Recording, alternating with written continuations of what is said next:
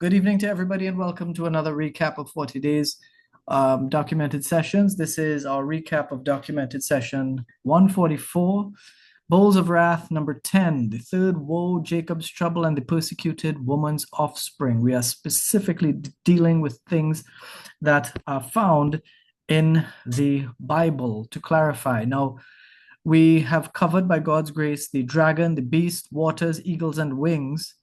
And in Revelation 12:17, then the dragon became furious with the woman and went off to make war on the rest of her offspring, and on those who keep the commandments of God and hold to the testimony of Jesus.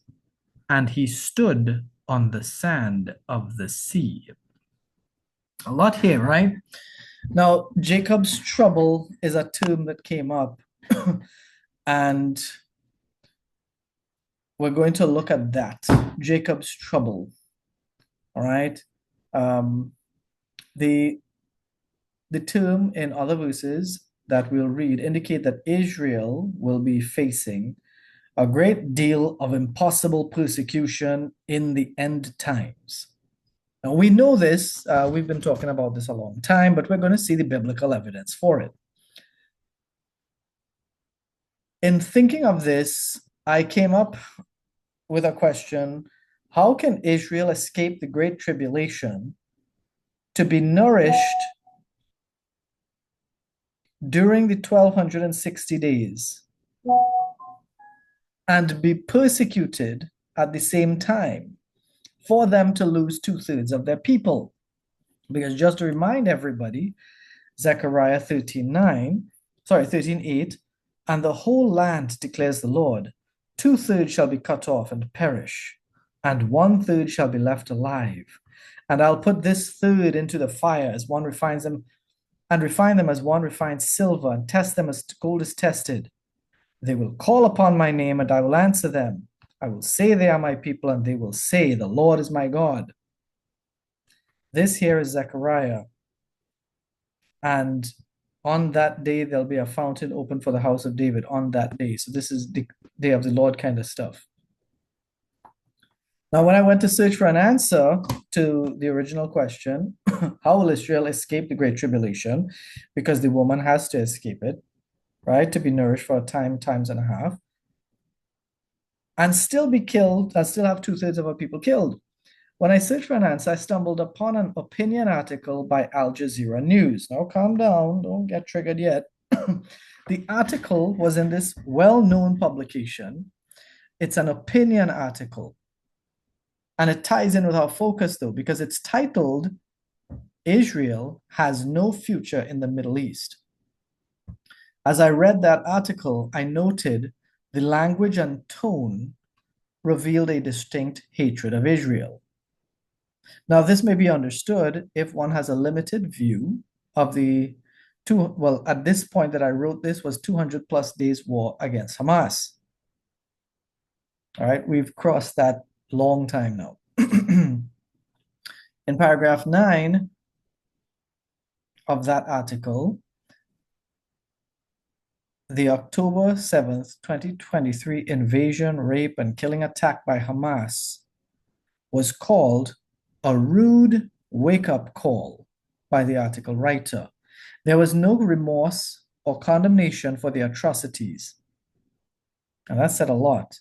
Now, there's also no disclaimer before or after the article to separate the opinions expressed in the article from the paper itself. Most oftentimes, when an opinion article is written, the news editor or the paper itself would say, the views expressed by the writer are not necessarily the views of the publication. They did not put a separation disclaimer. So we know that means that they have no problem with what was said in the article. The article expresses opinions of the news source, the paper, and the writer. The writer predicts an implosion that will lead to Israel's cessation after quoting 2 Israeli sources that support his prediction. This was last year, and to date, there is no implosion. To date, Israel is not disappearing. but it does show that the news source is crooked and wicked, and that the world will support abuse of Israel more than it already does. More than it already does. Jeremiah 30, verse 7. Alas, that day is so great, there is none like it. It is a time of distress for Jacob, yet he shall be saved out of it. That tells us about what we know as Jacob's trouble. Jeremiah 30 talks about this time when Israel will be fiercely persecuted. But it also talks about restoration of Israel's fortunes. Here he's going to come. Behold, days are coming when I'll restore the fortunes. Okay? So the terrible stuff, and then restoring the fortunes will come. Zechariah 12:10. I want to show you that for a second. And I will pour out on the house of David and the inhabitants of Jerusalem a spirit of grace and pleas for mercy, so that when they look on me, on him whom they have pierced, they shall mourn for him, as one mourns for an only child, and weep bitterly over him, as one weeps over a firstborn. This here talks about the salvation of Israel's people, which we know to be a remnant. And this will happen at the end of Jacob's trouble, because they will turn to Jesus as they suffer worse than ever before. Please note, it's not the suffering that makes them turn to Jesus. God save whom he wills. If he had put every Israelite through the same thing, they would not have turned to Jesus necessarily.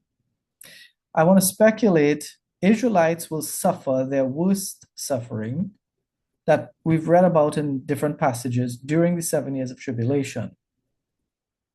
Some deductive reasoning may lead us to think if they're nourished in the wilderness for 3.5 years, which would be the Great Tribulation time, their trouble, Israel's trouble, will be before the Great Tribulation. But Jacob's trouble speaks about the whole 7-year tribulation period. Despite there being a peace treaty during the first 3.5 years, remember the start of tribulation times would be when the Antichrist makes a peace treaty between Israel and her enemies for 7 years. That's when the start of their tribulation will come. Because remember, right after the horseman, the first horseman on the white horse, which was a victorious horseman, which indicates that looks like it'll start the tribulation period, the first thing to happen will be the red horse of war after that. So, despite the peace treaty during the first 3.5 years and the nourishing during the second 3.5 years, it's going to be 7 years of suffering for people of Israel. The peace treaty will, of course, be a false peace treaty because it'll be on paper only, meaning we'll sign this and everybody will smile, take pictures, and feel special. Newspapers will go crazy over it. News sources will go crazy over it. Tons of talking heads will be like, yep, this is the greatest victory for this man or this country or this country. There'll be so much peace, and there'll be others coming up. How could they have peace? There'll be so much trouble. There'll be so much trouble. So all sides will be talking, blabbering. But it's going to be false because there's going to be growing hostility that leads up to this 7-year peace solution. And as we see today, much of the world is seeing things in a one-sided way. And during this time, there will be continued violence from smaller terrorist groups and pressure from international bodies. I'm pointing this out that even today, we have a country, Trinidad, where there are a bunch of people out there supporting terrorists like Hamas, wanting peace in Gaza for terrorists and criminals, for rapists and murderers. And they hate on Israel for defending themselves. Israel, you were stabbed once, so you could stab them back once. That's all. No more than that. You can't incapacitate them because they're people too. But those are not people, they're animals if all they do is seek to destroy and kill everyone else. And I do want to point out again, if Gaza's citizens are so great, how come Egypt put up this big wall to block them out? How come no other country that sides with them will take those Gaza people as refugees? Because they know what's in there. Just want to say it. Make that clear. Today, Hamas is seen as heroes by some people, victims by the majority of people. And they're not, they're the aggressors. I expect that people and media will be talking about and promoting the success of the peace efforts of the Antichrist, not the Donald Trump peace efforts right now. It's so close. What he's doing is so close to what the Antichrist will do because he's claiming peace all over the place that he's causing. But the Antichrist will have a lot more effect. Anywhere an Israeli citizen is found by the world government, that Israeli citizen will be arrested and treated worse than a criminal when the tribulation times come. Even when the nation of Israel is being nourished, the people will be targeted. It'll become a social norm to target the woman being Israel. Okay? The serpent will pour out his water like a river after the woman to sweep her away. People will be ostracized for being nice to Israel, or even if they express any pity or sympathy for Israel. Now, I'm guessing, but it seems to be a good guess because, as we saw in the Al Jazeera article, and the current social climate that most people are siding with Hamas rapist terrorist regime, which hides soldiers behind citizens, I believe what I'm sharing to be likely, well, the most likely scenario. Now, I offer some support for my deduction from one of the eagle texts in Ezekiel 17, verse 5, part B. He took of the seed of the land and planted it in fertile soil. He placed it beside abundant waters. He set it like a willow twig. This piece, he took the seed of the land and planted it in fertile soil. Here, the eagle is planting the seed of Israel. The eagle is Babylon, planting the seed of Israel in fertile soil. Another land where Israel was planted and Israel flourished. And this was in the histories, right back in time. Just like that, whenever and wherever Israel went, Israel prospered. Because God is always with his people, and even though they are given suffering, God never leaves them to fade and die. We already established that the nourishing that Israel will get is the preaching of the word, living water, bread of life, which will spiritually feed a hungry and thirsty people who, for thousands of years, have been seeking God in all the wrong places while pretending to serve him with rituals and faithless hearts. The nation will finally feed off the bread of life that Jesus spoke about 2,000 years ago, and gladly eat of his flesh and drink of his blood, which they themselves took great offense for. An interesting proposition by Cambridge Bible for School and Colleges, is that Antichrist will restore the land and he'll restore favorable treatment to the Jews, just so that he can pursue and kill Christians with Jews on his side. But this will backfire as the Jews, after restoring them to their land, they'll be converted to Christian beliefs and faith after the two witnesses are killed and resurrected. That's what Cambridge suggested. The timing for that has some awkward pieces that I can't reconcile. So I don't believe that's what's going to happen, but it is a good concept that we can factor into how we see and perceive what will happen. Now, in all of this, where the dragon is set to pursue the woman's offspring, he went off to make war on the rest of her offspring. So he couldn't catch her, he went after her offspring. The woman's offspring refers to whatever children springs from Israel. I have to say this because some scholars wonder if it was the woman as well. It's not the woman, he's going to chase her offspring. Because The water that he spewed out of his mouth couldn't reach her. And she was flying from the serpent into the wilderness. So I'll assume she's not going to be accessible to him. To determine who this offspring is presents a simple dichotomy. The woman's children should be the Israelites, but the Israelites are the woman, nation of Israel. Israelites have their own troubles, and as verse 17 creates a clear separation between her and her children, the dragon became furious with her and went off to make war on her offspring, two different groups. Okay? Clear separation. He can't get to her, so he's going after her children. Who are these children that the devil will still be able to pursue? Bengal says simply that these are the faithful who are scattered among the unfaithful. Easy as that. Makes sense. Pulpit equates the woman that escapes with the church. He says the woman will escape, and that is the church. And that kind of makes sense, as the church will escape when raptured. But the Bible is clear that the woman is crowned with 12 stars, so the woman is not the church. The Old Testament, the woman was clearly Israel.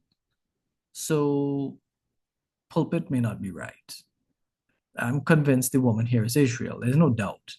I'm going to be clear that the woman's escape in verse 14 does not refer to the rapture. She's given two wings so that she might fly from the serpent into the wilderness to the time where she's to be nourished. That's not the rapture. The rapture is for the church, not Israel. Besides, most of Israel at that time, we're not sure if they'll be saved. Maybe they will be at that point, or they will be saved after that escape. Who knows? Zechariah 13:9. I want us to check that now. And as we read earlier, I'll put this third into the fire, refine them as one refines silver. They can't have been raptured if they're being refined. All right, this word is for Israel. This is after 2/3 of Israel will be killed, as we saw earlier. The refining is the great tribulation. Israel has been subjected to great atrocities in the past. So I don't know what can be done to beat what has been done to them, but it's going to be way worse than Hamas, the Holocaust, Rome, Babylon, and Assyria. The seed of the woman, back to our original task, the seed of the woman, her offspring, would be her children. If the woman is Israel, the woman bore Jesus. Remember earlier, where was it? The dragon stood before the woman who was about to give birth so that when she bore her child, he might devour the child. And that child was Jesus. He did not get this child.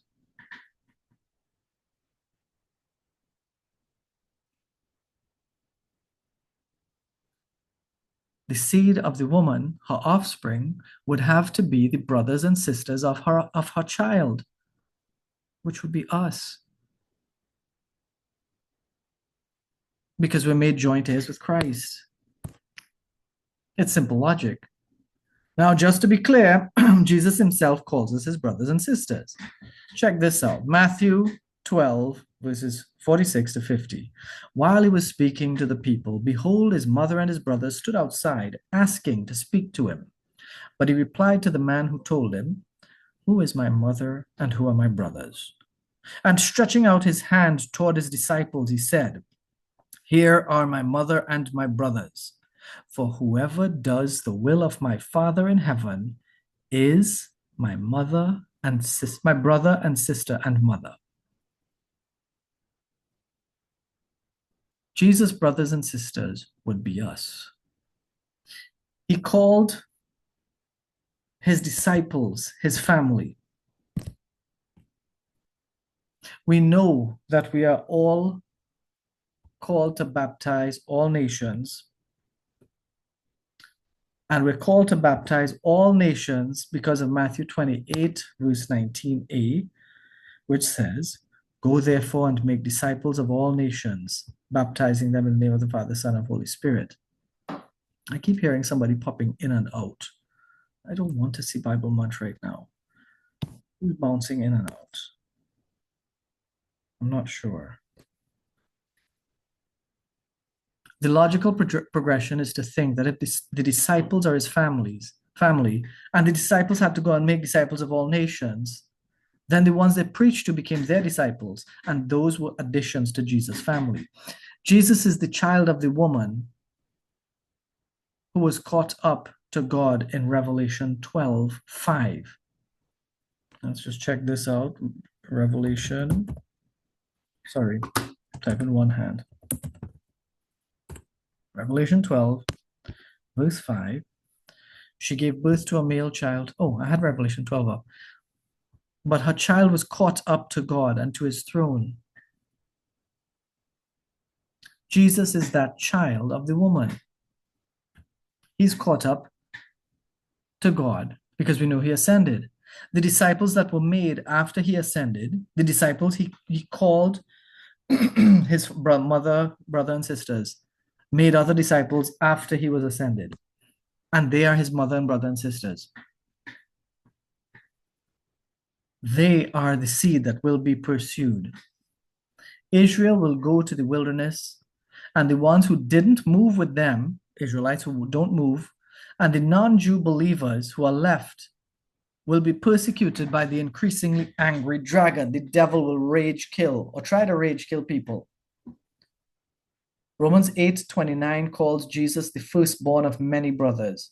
We are those brothers. And we are the offspring of the woman that Satan will target in Revelation 12:17. We have additional evidence in some verses. Matthew 24:22 tells us where Jesus is where Jesus tells us about the Great Tribulation, and he mentions the days will be cut short for the sake of the elect. So the elect will be the ones suffering here too.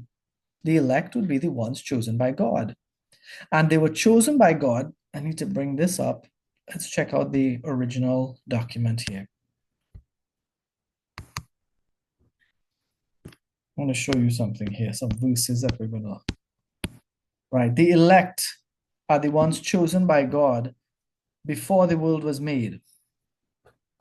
Ephesians 1:4-5, even as he chose us in him before the foundation of the world, that we should be holy and blameless before him. In love, he predestined us for adoption to himself as sons through Jesus Christ, according to the purpose of his will. The elect are the ones known by him. For those whom he foreknew, he also predestined to be conformed to the image of his son, in order that he might be the firstborn among many brothers. We're his family, we're his brothers. We are the seed of the woman. The elect are the ones called by him. John 6:44, no one can come to me unless the Father who sent me draws him, and I will raise him up on the last day. God draws us. This confirms that the true Christians at the time of the Great Tribulation will be persecuted. Remember that our mandate is to go in the world and preach the gospel, and a light on a hill cannot be hidden. So people who get saved at this time will not be able to shut up about Jesus and the way to heaven. It will flow from them. It's not like today where people go to church and they're ashamed to talk about Jesus or even say his name.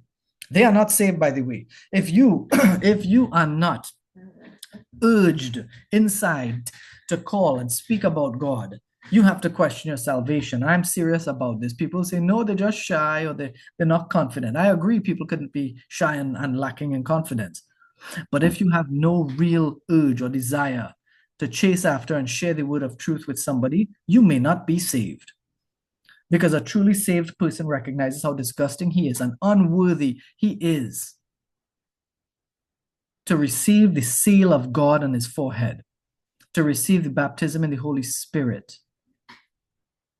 And when you receive that, you'll be so grateful, you will want to tell the whole world. Go tell it on the mountain. They will have that go tell it on the mountain desire. The two witnesses will be preaching and converting the ones that are predestined to belong to God. There will not be any shortage of Christians because people will be converted. I am not talking about posers that go to church on Sundays or stay home and say they're spiritual, or the numerous clowns that babble what they think is solid Christianese. True, convicted, repentant, Spirit baptized, fruit bearing, and heaven bound Christians will be living like refugees in a world that openly hates them and punishes them. This world right now hates you if you're a child of God. This world really hates you. The only thing is, it doesn't show it openly, it shows it subtly. And too many idiot Christians don't seem to realize it. And I'm talking genuine ones too. Not just the fake ones who go to church and play nice and dress nice and act, oh, you have a perfect family and life is great. Because most of them are not real. I am so judgmental to the heirs of the lost. But the fact is, the Bible calls them children of the devil. Jesus calls them children of their father, the devil.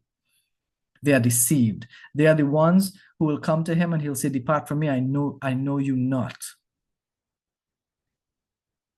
We just covered the woman's offspring. We spent all this time to prove logically, sequentially, through biblical proof that the offspring of the woman that will be pursued by the devil when the woman is taken away on the wings of the great eagle to the wilderness, not to heaven, but to the wilderness to be nourished for a time, times, and half a time. We just proved that the dragon will go off to make war on the Christians on earth, and whichever Israelites who are saved that are left out, that did not fly from the serpent to the place where she's to be nourished.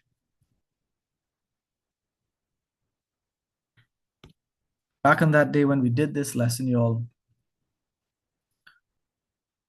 the Cooper's Corner was, do not take or add to the commands of the Lord your God, for blessed are those who keep his law and seek him with all their heart. We can't try to change the word. News on that day, just to let you know, Hamas fired rockets. America paused shipments of bombs because Biden said he was not going to give them offensive weapons. Israel is pushing towards a ceasefire. May 9th, 2024, in the news. Israel said it will stand alone if all its allies leave because of the pause in supply. Some people accuse Israel of using the weapons in a manner that breaches international humanitarian law. Ukraine and Russia made the news. Russia was going after Kharkiv, the second largest city. Xi Jinping did a 5-day trip to Europe, his first in 5 years, where he went to France and then to France first, the least attractive place to him, and then to Serbia and Hungary. Hungary had taken over leadership of the EU in July this year. Hungary is the nation that is furthest from the core EU stance. So that leadership in the EU would probably mean better favorable relations with China and even Russia. All right. But I haven't seen anything like that so far since May to now. I do want to say thank you to everybody who is here live, people bouncing in and out. I hope that you're all okay. This was 40 days. This was 40 days session documented session number 144 from May 10th, 2024. We are doing this tonight on October 30th, 2025, where we studied the 10th installment in the Bowls of Wrath series, the third woe, Jacob's trouble, and the persecuted woman's offspring. We looked at Jacob's trouble first and then the persecuted woman's offspring. Thank you very much for sharing your time. God bless you all. And God willing, we'll be here with installment number 11 soon. Take care.